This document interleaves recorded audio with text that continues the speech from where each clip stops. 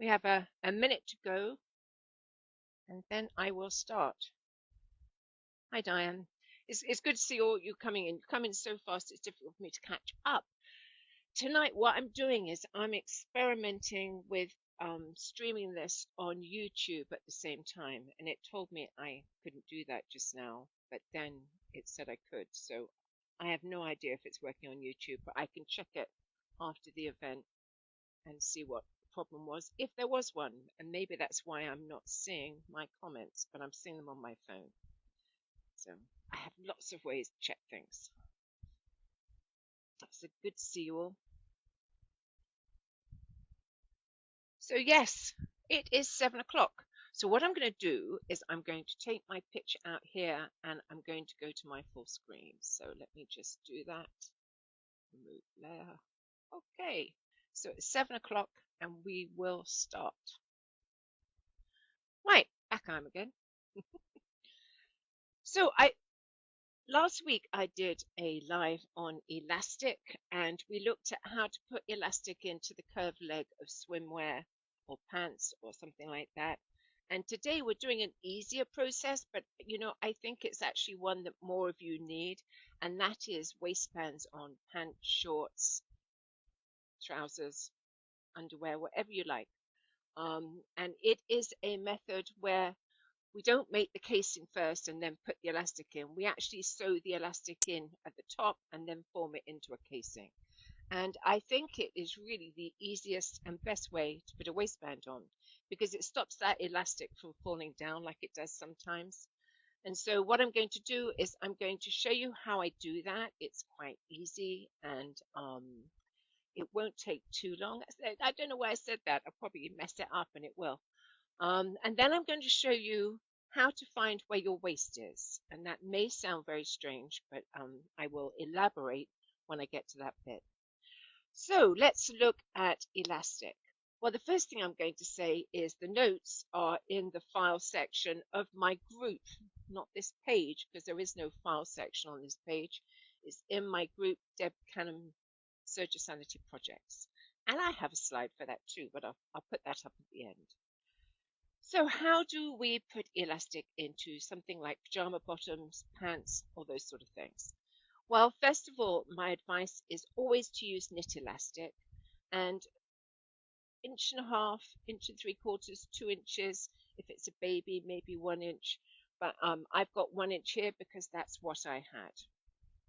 So how do I decide what size I want the elastic? Well, I put it around my waist so that it's comfy. And then I take 3 to 4 inches off. That way I know they will hold up.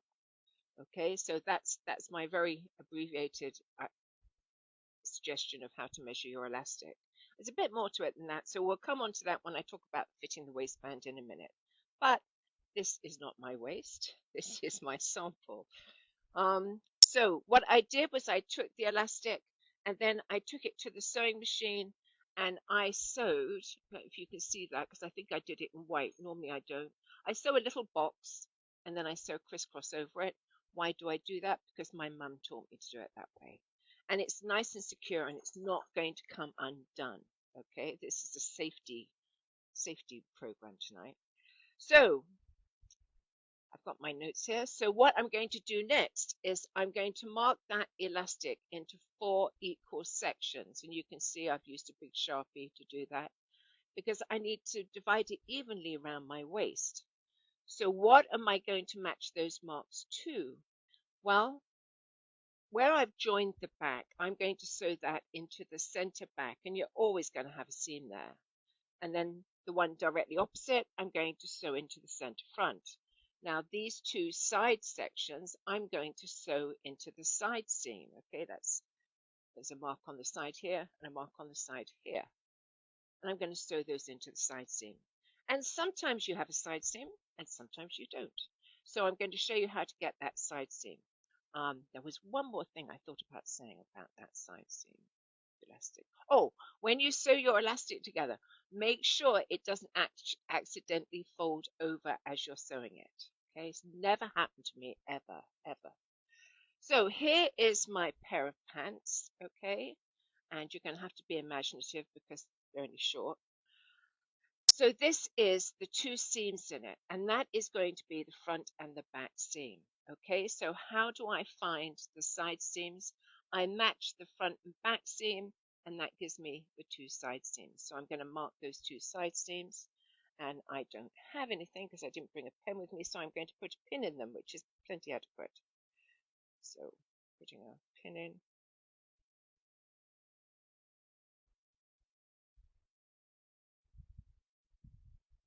Oh, Martha says she didn't see how much I took off the elastic to make them fit. I generally make it comfy around my waist and take 3 to 4 inches off, okay? And that is in the notes. So I've marked my two side seams and I can quite clearly see my front and back seam. So what I'm going to do is I'm going to move you over to the machine camera so that I can show you what I'm going to do. Right, let's just move that up a wee bit. And I'm going to take my elastic and I'm going to pin it in. I'm only going to use 4 pins, okay, because I'm going to pin it to my marked areas. So here we have it. As I said, the join is going to go at the back because that's the thickest part and I don't want to feel it. So it's going to be less, I'm going to feel it less at the back.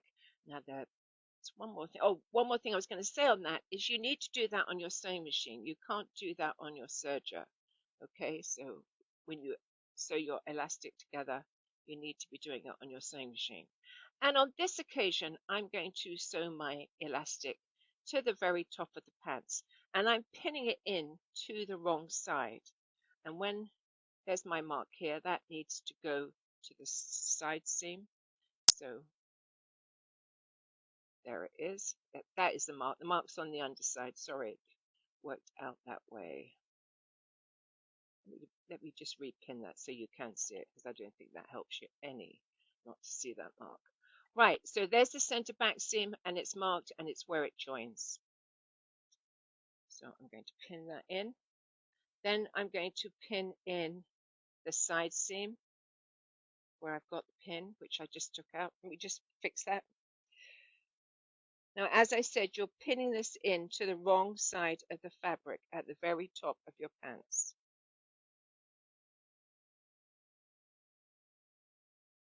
Right, so I've got the back pinned in. I'm now going to pin the other mark to my side seam pin, which I had taken out accidentally. There we go. And then the front seam has a mark.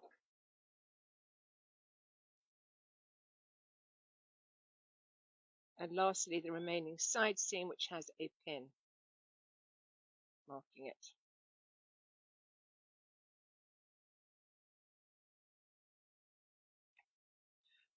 Right, so let's just make that neat so I can show you.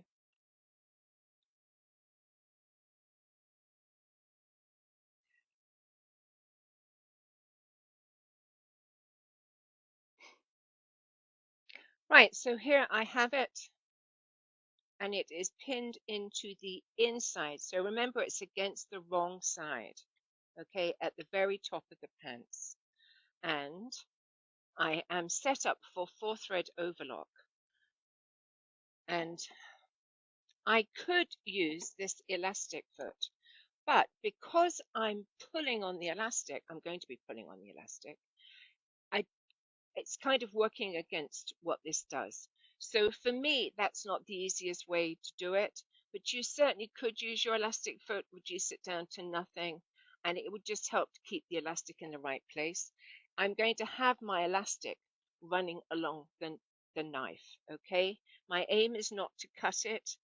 And one more thing I want to say about this is I could have done this half an inch down and cut off half an inch of fabric, but I'm just going to do it this way because, and you'll see why eventually, but it is not wrong to do it the other way. So the first thing I'm going to do is just get my needles into the elastic. So I'm going to stitch, and what I generally do is I like to see the very edge of my fabric so that I know I'm actually connecting it to the elastic. You know, it's easy to miss it. And my elastic is on top. And I have my needles and they are way down into the machine because I just turned them down. And the reason for that is I am going to stretch this out. And when I stretch it out, if my needles are not fully in, I'm at the risk of breaking the points of my needles. So you can just see a fraction of fabric, and I'm going to run this elastic along. And I think it does help to hold the elastic at the back. Okay, so I'm just going to stitch to the next mark, which is here. And I'm not going to go over the pin because that would end in tears. And when I get to that mark, what I'm going to do is I am going to get my needles well down into the machine and I'm going to stretch out to the next mark, okay? Making sure I can just see that fabric. As I said, you're at risk of not attaching your elastic. Now I'm using 4-thread overlock. Why 4-thread overlock? Well, it's a secure stitch. It is the stretchiest stitch, and it would be my choice. And I just slightly cut my elastic there, which I didn't mean to do, but nothing disastrous is going to happen. I just cut a bit of my elastic. I'm aiming not to.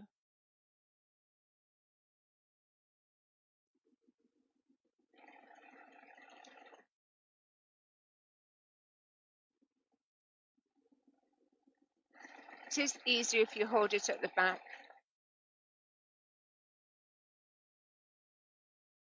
I think this elastic I cut a while ago and it's still running right. Okay, so coming up to the next mark,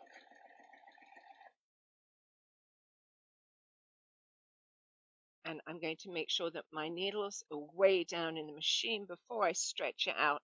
After you've stretched it out, it's still stretched, but it doesn't put so much pressure on your needle, especially if you hold it at the back. It just takes a bit of pressure off. And I am using a knit elastic, which is softer. Well, it's my preferred choice because it's more comfy. But if you only have that really heavily lined stuff, braided elastic, I think they call it, then you can occasionally get skip stitches, and it will help you if you use a ballpoint needle as against a sharp needle. Right, so my stitching has met up with my initial stitching. I'm just going to lift my foot, turn it out the way, and stitch off. Right, so there is my elastic. It's in my waistband. At this point, what I would do is turn it over. Okay, so it's nicely turned over. There's the wrong side. And I would go to my sewing machine and I would zigzag along the bottom of the elastic. And you could use a cover stitch. Don't use a chain stitch, but use a cover stitch. And when you sew it on the sewing machine, you're going to need to stretch it out as well. Okay, otherwise your elastic won't stretch. So you're going to stretch it out and sew along the bottom edge, and that's going to give you a really easy, nice, neat waistband. So I'm just going to check if I've got any questions. Richard came in halfway through because he was busy, so I don't know if you have any, Richard.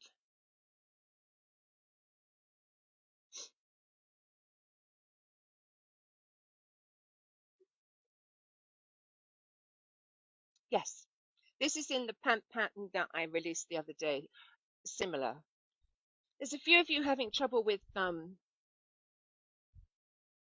somebody says I'm frozen. Um, I'm I'm not frozen this end, so the recording will work better for you. Um, Sorry you're having a problem. Somebody said, should you use a ballpoint needle? I'm I'm actually in that case sewing elastic into woven. I would just use a regular needle. But if I had that really heavy braided elastic, then I would really be forced into using a ballpoint because it bounces off and you get this missed stitches. Somebody said, would I consider using stretch thread in the loopers? You certainly could. You would get a softer finish. I will say about stretch thread that it tends to be thicker, but it will give you a soft finish, and I see no reason why you couldn't use it at all. So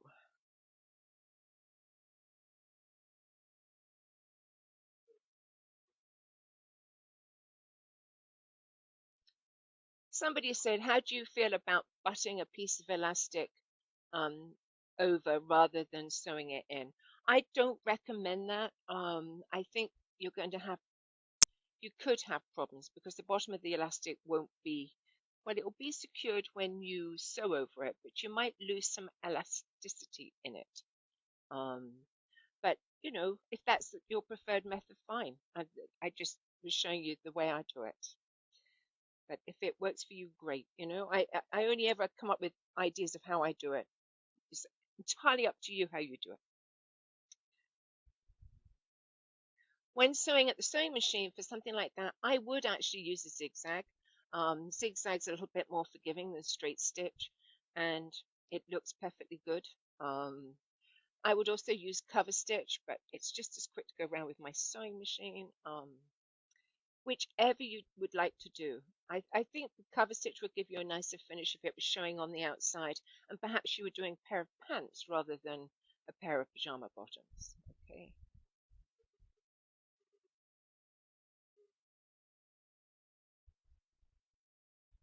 Somebody asked if the fabric was ponte. No, but if I was using ponte, I would use a ballpoint needle because that's a knit. I was using cotton, but if I was using ponte or something like that, I would use a knit needle for the fabric. Never mind the elastic. It certainly won't do any harm to use a ballpoint needle on any elastic. So, so somebody's saying when you say stretch thread, are you talking about woolly nylon? Woolly nylon comes in 100 different varieties. You get thicker stuff, you get thinner stuff. Um, you get different makes. Stretch threads comes in different makes. Any of those will work in the upper and lower looper. They will give you a nice soft finish. If that's what you want, then by all means use it. It's there to be used. Would this work on leggings? Absolutely. Could you use a stretch stitch on your sewing machine? You certainly could. You certainly could. But understand that it it it doesn't do any harm to have a bit of give in it, but it's not essential because you're stretching it out. Okay, so this is the easiest method to put a waistband in. But I've got any more questions on that?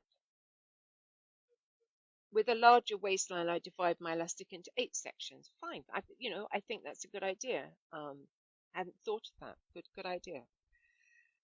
So what I want to go on to now is that actually when I did a fit class years ago, and we were all teachers, we were all training, and they said, put the elastic around your waist, and they said somebody's waist is wherever they put the elastic, and I thought, what a strange comment, but it's absolutely true.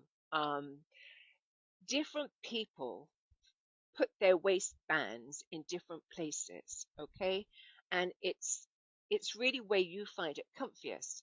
And I I realized I had a problem with waistbands actually more from making dresses and skirts than from making pants, but it relates to the two.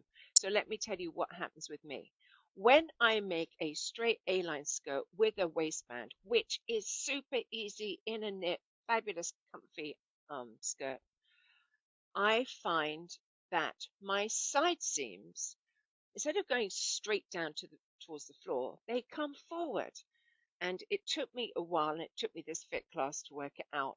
But what happens is I stand badly. I have always stood with my bottom tucked under and my hips sticking out. So that gives my body this different look. And when I'm fitting a dress or some skirt or pants or anything like that, I always make the sway back adjustment.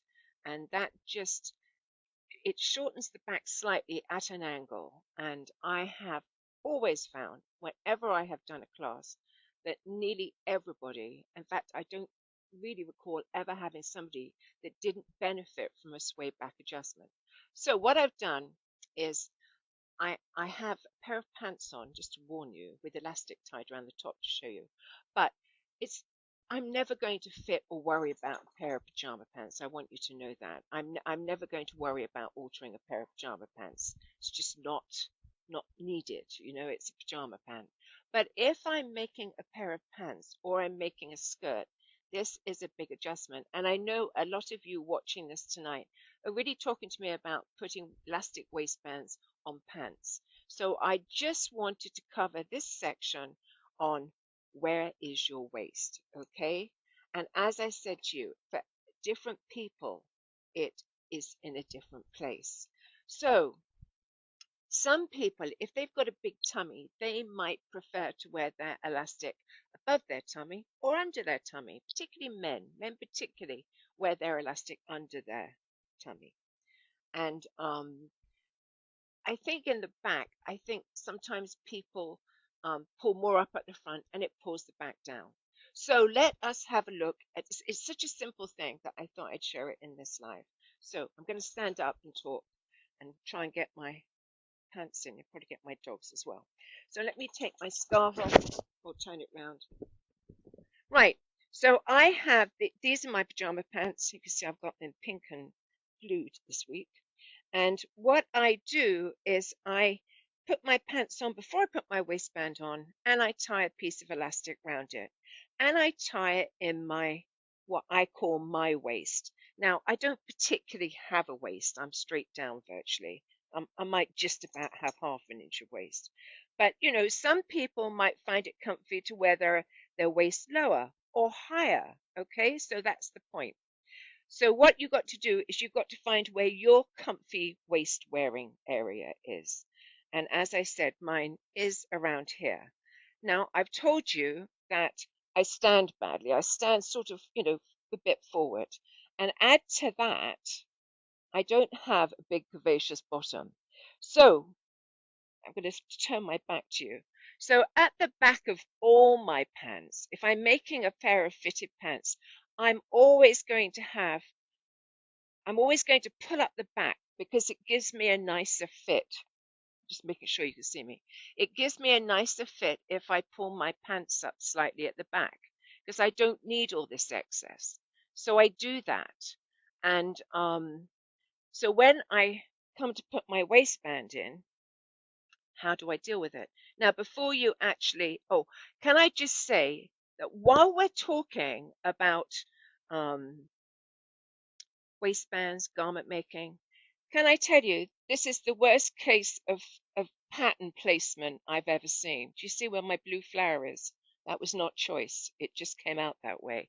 I will not be wearing these out. Okay, so what do you do? Richard's laughing. He said, thank goodness for that. His first time he's seen them. Good job you can't hear him. Okay, I've got right. So what are you going to do? What you're going to do is you're going to take a chalk pen and you're going to chalk around the top of your elastic because that is going to give you your comfy place. That's where you want your casing to fold over. In my case, it would be about 2 inches in the front and probably about 4 in the back. Now, when you pull this up, do a sit down test to make sure you can still sit down. Okay.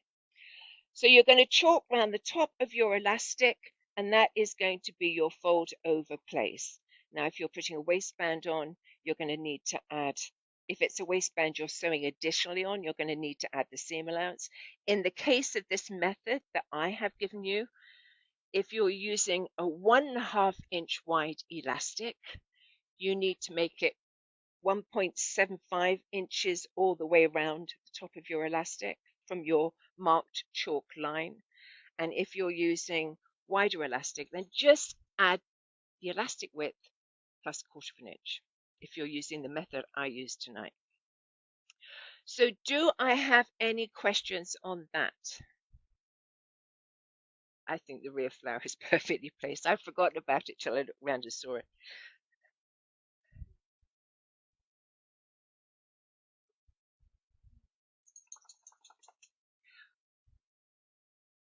Somebody's asked, if you're using cover stitch, do you just put one stitch on the elastic and one stitch on the garment, sort of so you're covering the edge. No, I would definitely sew through the elastic all the way. Cover stitch is dead good, but when you start giving it thick and thin, it's fine if it's just a cotton or something, or a thin woven. But when you start having a thick side and a thinner side, that one stitch on one side, one stitch on the other, you can get a bit of trouble. And there's absolutely no reason not to sew through the elastic. It's not going to show. You're just securing it down. It's pen. Yeah, I know. I have a dog that's scared of thunder and she's caught up. Right. Um. So yes. Any other questions on that? It's just so simple and easy to fit a pair of pants with a piece of elastic and pull them up and mark your line. It's just, a lot of you are making these elasticated pants, and I think you're just going to like them a lot more if you use this method. And if you don't have enough fabric coming above the waistband, then you have a problem, okay? You're either going to have to add to it, or you will at least know next time you make a pair of pants that you need to cut it higher to give you more room to play, okay?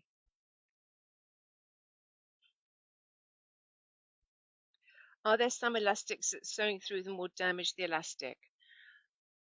I don't think so. I know that swimwear elastic looks like it's frail, but it's quite strong.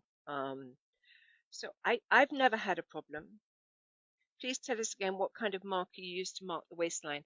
I would recommend a chalk liner. If you don't have chalk, then I would just put pins around it and, just so you know where it is that the top of your pants are going to be. And as I said, I would not fit a pair of pajama pants, okay? That's all I had to show you. So this should help with better fitting, including the smiles at the crotch. To a certain extent, when I fit my I always fit my tissue, okay? But I always do my waist before I worry about things like the smiles and everything else on it, because it makes a tremendous difference to it. My issue is I like slash pockets in pants rather than the seam. This means a separate web. Yes. Okay, so what else have I got to tell you? I'm going to tell you that I'm back in 2 weeks and I still haven't finished Elastic. We still have some more things to do. Whether I take a break from it 1 week and come back to it, I don't know. We'll wait and see. So I just want, look, I've got clever. So actually, that wasn't the slide I wanted to show you. I wanted to show you that the pajama bottoms I've got on are an online class. It is a basic class for a person that's scared stiff of their serger and wants to make a garment. It's dead easy. It tells you how to download the pattern, print the pattern, and the actual making of the pajamas is dead quick and simple. So you will find that on my Teachable site, and my Teachable site, if you just do a search in Google, Deb Canham Teachable, all my classes on Teachable will come up. So there's something else I want to show you. The notes for tonight's thing are in Deb Canham Serger Sanity Projects. That's my Facebook group. And my website is debcanhamstudio.com.